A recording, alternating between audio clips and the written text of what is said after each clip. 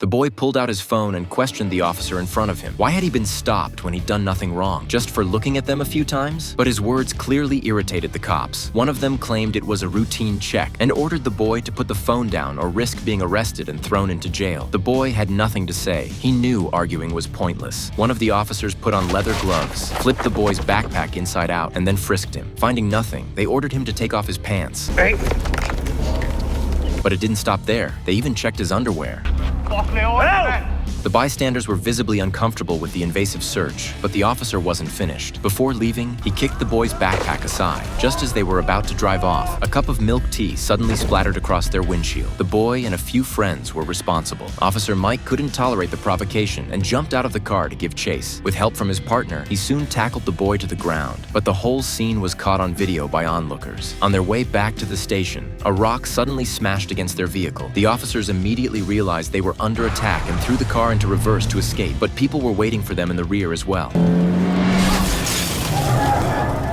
In the chaos, they collided head-on with another vehicle. When they came to, a mob was surrounding them. They had no choice but to drag the boy into a nearby apartment building to hide. They radioed headquarters for backup and changed out of their uniforms into civilian clothes to avoid detection. On their way to the pickup location, they saw a group of rioters looting a store. Normally, they would have stepped in without hesitation, but now, as civilians, they couldn't. One of the officers couldn't take it anymore and tried to intervene. The rioters were unfazed and started shouting in defiance. The officer drew his baton and prepared to fight.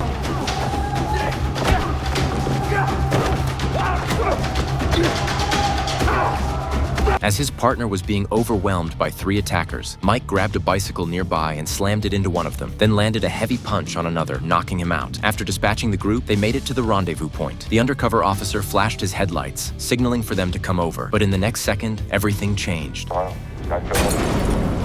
Even though the officer was in disguise, the mob recognized him. This was Denmark's Svalagade district, heavily populated by Middle Eastern immigrants, tough, tight-knit, and with zero tolerance for police misconduct. Mike and the others tried to act casual and walk away, but someone on the bridge above was filming them. As they quickened their pace to escape, a gang of bikers silently began to follow.